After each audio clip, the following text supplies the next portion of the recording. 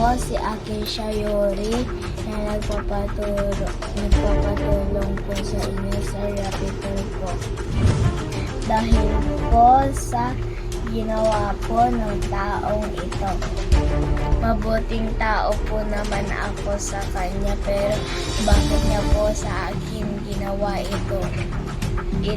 Ito po yung mukha ko na nasugatan.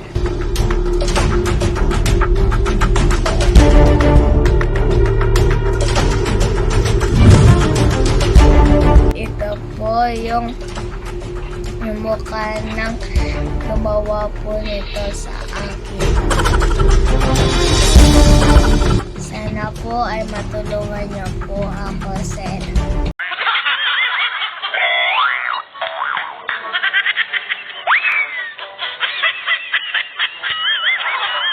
Huwag mong subukan. Masisira ang buhay mo.